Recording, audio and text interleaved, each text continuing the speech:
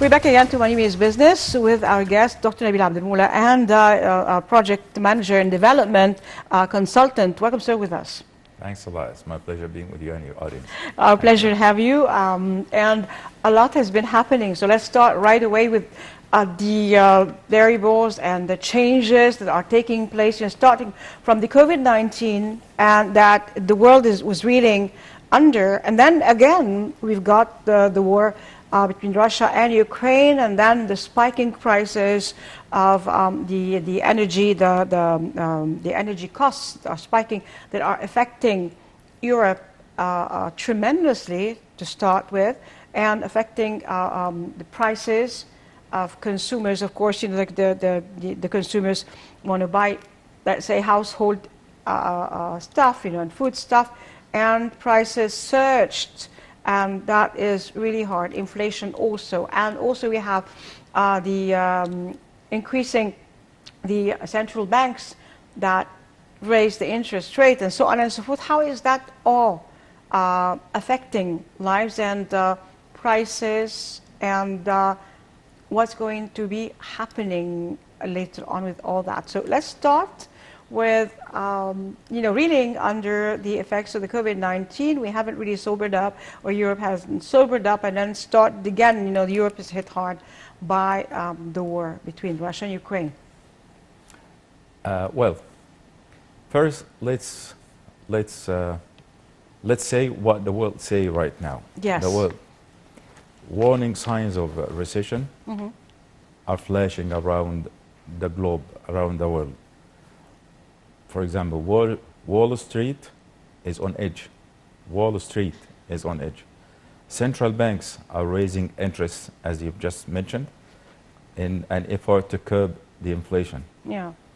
Geopolitical and turmoil exacerbate the supply chain, which is very important and very crucial, which was affected basically at the time of COVID-19 that began in 2020. That would take us to a very important situation where we have to know what do we mean by inflation. The definition of inflation itself, it says that it is a situation of rising prices in the economy. A more exact definition of inflation is a sustained increase in the general prices level in an economy. Inflation means increase the cost of living at the price of goods and services rise. Yeah. This is exactly what the inflation is, and this is exactly what the whole world is suffering right now, and the whole world is experiencing right now. That would take us to a second definition for what's called recession, which would be a result or as a side effect also for the current situation. A recession is a macroeconomic term. It refers to a significant decline in general economy, in general economic activities in a designated region. Currently, we are considered that the whole world is that region.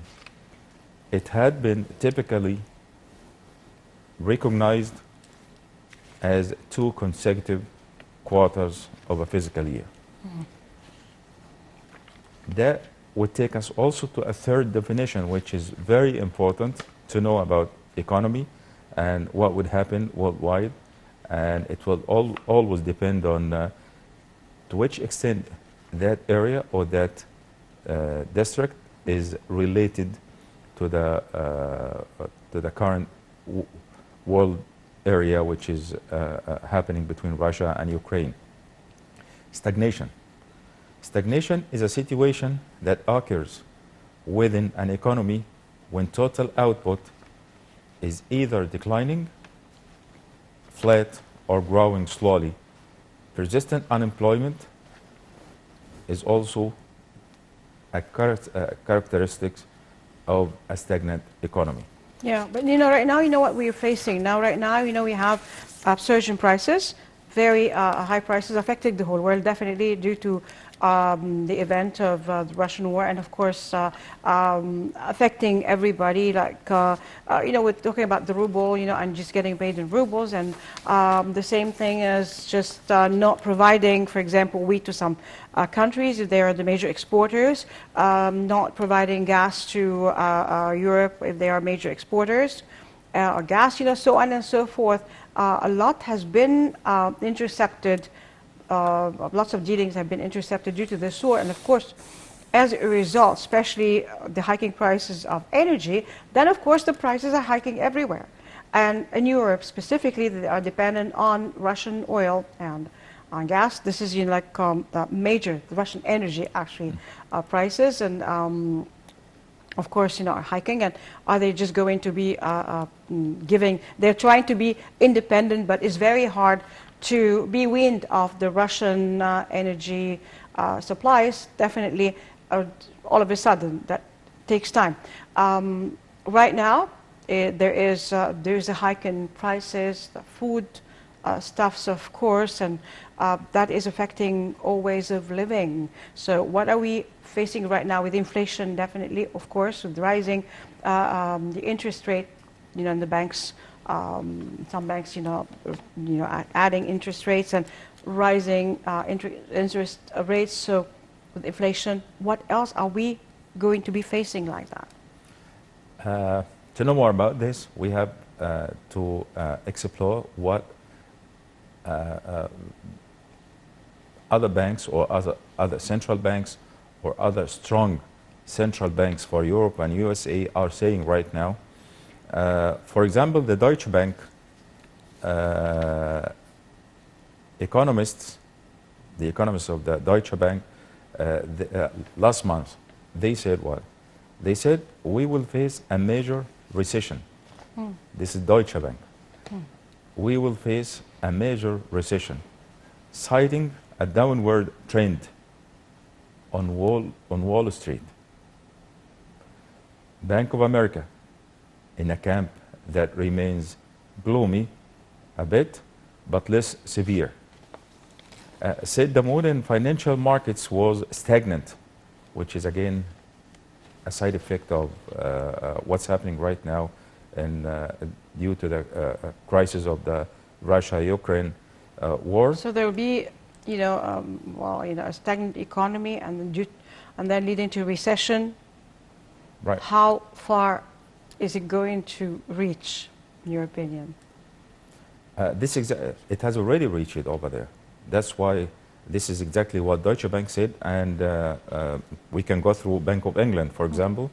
On Thursday, last Thursday, it warned double-digit inflation, which has never happened at a long time ago. And this warning has been done by England, has been announced by England, Bank of England, I mean. So on Thursday, Bank of England warned of a double-digit inflation and a possible recession as it raised its key interest rate, as well as or as a follower to the U.S. Federal Bank, by a quarter of a percentage point. China's economy, this is exactly what's happening right now, according to the effect of what's happening, the crisis of Russia-Ukraine. China's economy, the world's largest second economy, is slowing. And when China economy is slowing, anytime it affects the whole world. Definitely. Threatening, this China economy slowing is threatening to derail global growth. Russia's war in Ukraine is leading energy and food prices to high levels in the European Union and beyond. Of course. Because actually European Union is the continent of Europe itself. Lots of investments are being done outward or inward, lots of productions, lots of imports, lots of exports. So Europe itself, it has very close relations with different worldwide countries. In history, that would take us to say that in history, pointing to something The recent rise in inflation suggests that we will be on the verge of a deflation. With one exception, every U.S. recession since World War II has been preceded by a significant price hike, according to the Congressional Research Service issued by U.S. Congress. What we are saying right now that the whole world is totally connected to each other. Definitely. But the countries, which is like Europe, for example, very well connected to the energy, which they rely on by a very high percentage, rely on for their production facilities, for their residents, for whatever they are relying on. But the main source for the energy over there is Russia. And we're not even in winter yet. That's it, correct. That's why, yes, Europe is suffering a lot, and it will still be suffering a lot till they find an alternative, which is they are trying right now, but it is not in the short term. And the thing is also they are just taking stances, so Russia is not making it easy for them, and they are not really going easy. It's like the geopolitics is really very hard these days. Yeah, definitely, yes. Because actually, the whole world is standing with no real effect on Russia itself. They don't know what's going on. What will Russia be doing in the future? Will Russia be acquiring new cities rather than what's happening right now? Rather than what they have been invading right now? Will Russia invade the capital of Ukraine, Kiev, or it will be doing what? The whole world is trying to put economic restrictions for Russia, or sanctions for Russia themselves, but the economic sanctions itself for Russia, for what they are doing right now, will not give a perfect effect or an immediate effect for Russia economy on the short term. Definitely. The picture doesn't seem, light. It seems gloomy. Europe or other countries haven't really recovered yet from the effects of COVID-19 when this came. And as you said before, it's like there is fear. There are now, blocks together, or like countries. We see some countries together that are standing with each other. Others are just, taking the other camp of the U.S. Other countries taking the camp of Russia and China. So it's really kind of a strange situation. We don't know yet what's going on and how this will affect more, especially that the economies are going to be going really crazy with the upsurging prices of raw materials, especially food. That is, very important, to make ends meet and to feed people. So it's a very hard situation, definitely. It is a very hard situation, because when you talk about food, when you talk about any other thing like fertilizers, for example, which is being used for cultivating and growing lands for the agricultural products, you are talking about one major item, which is energy. So as long as there is a crisis, there is a war, there is a conflict in this area, which is supplying 20% or 20-something percent of the wheat production itself, and also one of the major suppliers for the fertilizers itself. That means you're talking about one major factor, which is energy. No energy, no residence, no life, with the cold, with the hot, with whatever the environment is. No production and nothing at all. That means the supply will be, the supply of the energy itself will be at the minor cases, rather than the demand itself of the worldwide, especially those countries which is very much interrelated with Russia and Ukraine. That would take us to look for looking beyond the suffering.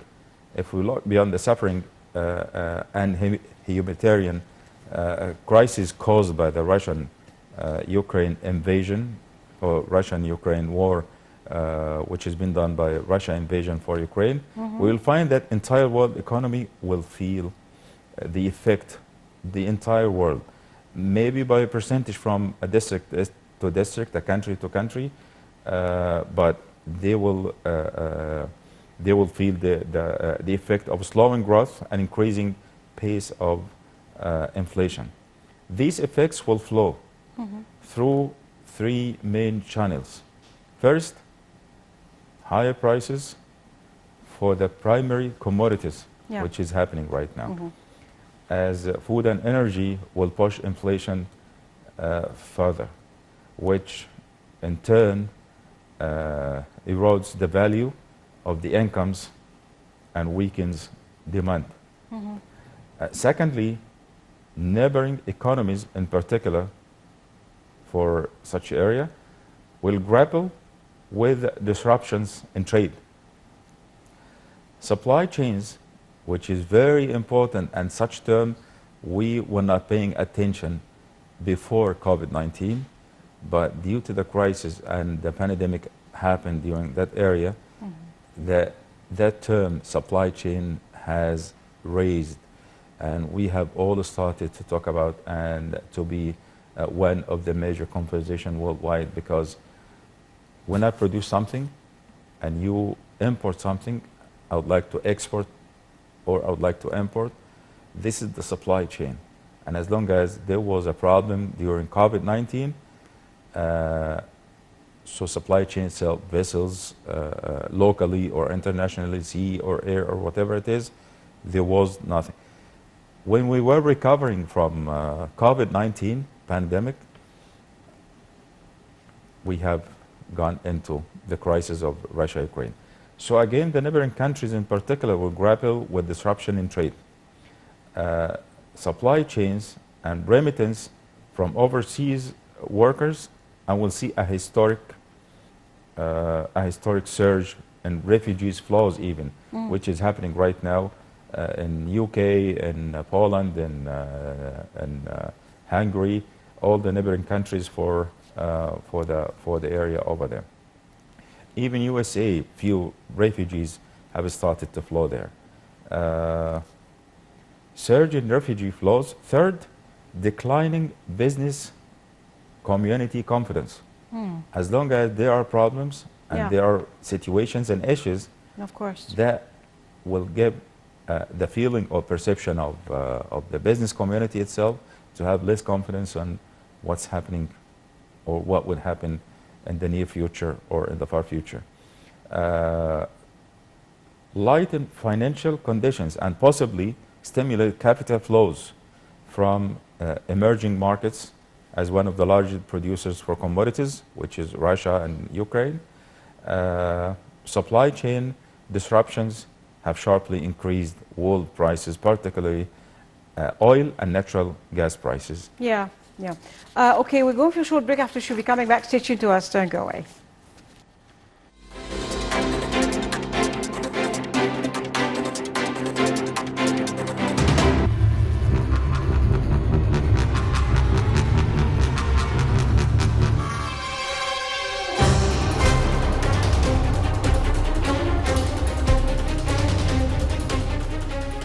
We're back again to Money Means Business, and a lot has been happening lately. This is what we've been talking about. And okay, it's happening in Europe. It's very badly hit. Banks raised their own interest rates, which is affecting the economies, and there's inflation. There could be stagnation of the economy, recession, and all that. That countries are thinking of, prices hiked, and what's going to happen. But as we're talking, let's talk about Egypt first. What can we do to kind of lighten the effects of such, like, of course, we all related together.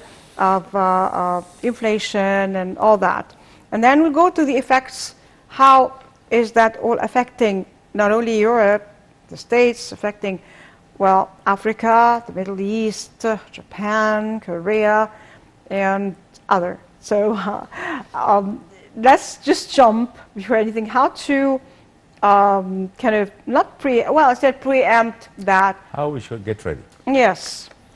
There are a few things we should consider in such crisis, because otherwise we will be losing a lot, much more than what we are supposed to lose. Definitely. Firstly, we don't have to panic. Yeah. So rule number one, or advice number one, don't panic. There was a panic during COVID-19, you know, as in Europe, the shelves of the supermarkets were empty. But Egypt, you know, I mean, some people just rushed to get, you know, like goods, and then, you know, they just go there again, and then the shelves are full. You know, the government kept, you know, supplying, and, you know, supermarkets were just, you know, full of food, and everything was there. This Ramadan, everybody was enjoying it. Everybody, you know, is eating well. Everybody buying whatever they want. That's correct.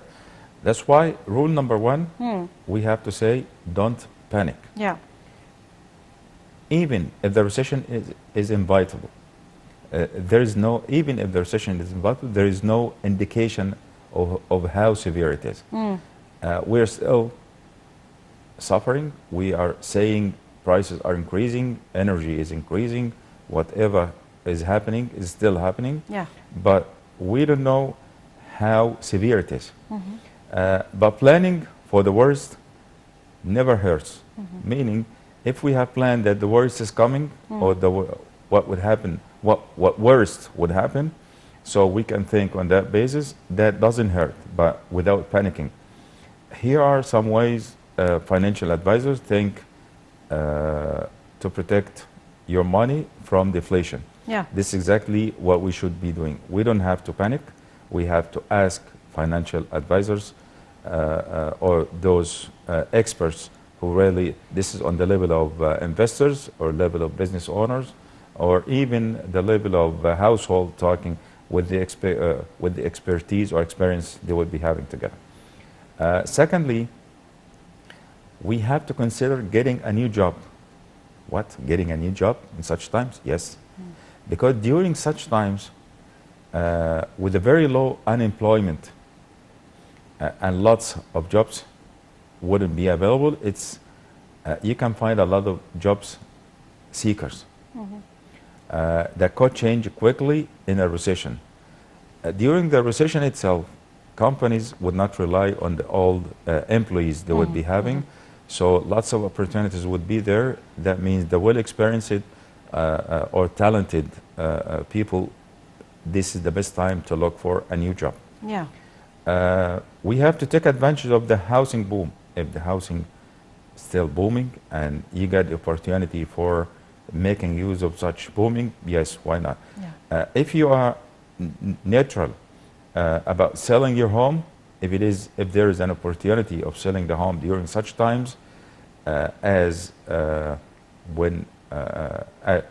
would be, if there is an opportunity to get the best price, and in the meantime, according to the buy and sell, you can get a new home or a new entity or a new commercial in a better price, that means you can do this and you can make use of the housing and property buy and sell during such time. Put some money aside. That means whenever whatever we have from money, we have to consider always putting aside few money, little or much, it doesn't matter, but you have to but keep put something aside. Yeah, Definitely, correct. Definitely. Finally, some wise advice from any market and from all the market, and this is the school which I prefer to follow as a well-experienced or expert in economy and so on and business. Do not. We have to say to each other, and we have to say to the people, don't let your emotions dominate you. That means Be more reasonable. Stay actually. invested. Yeah, don't say, I'm not going to invest. Stay invested. Be disciplined. Yeah. This is the time where you have to be very well disciplined. Says certified financial planner Adam, as he used to say, history shows that what people or even experts think about the market is usually wrong. Meaning, you can find lots of experts would go on TV shows and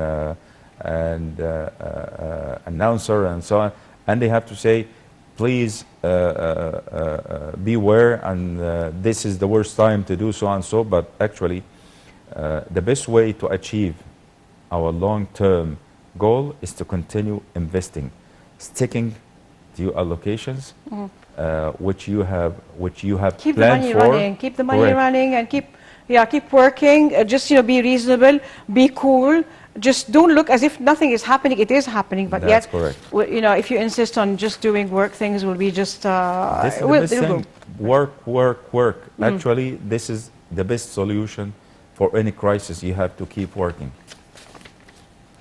Unfortunately, we came to the end of this episode. We haven't seen the effects that will be on the Middle East and others. But anyway, we'll probe that, and we'll see as we go along. Thank you very much for being with us. It's always a pleasure having you. It's a pleasure being with you and your audience, and hopefully we have all enjoyed that. Thank you. And I'd like to thank everybody for being there. We'll see you again next week. As for now, God bless Egypt. God bless Egyptians. God bless our president, our army, our white army. And as I quote from the Holy Quran, enter Egypt, God willing, safe. ادخلوا مصر إن شاء الله آمنين. And from the Holy Bible, Mubarak شعب مصر, blessed be Egypt, my people. I'm Nermin Nazim signing off. We'll see you again next week. Goodbye for now.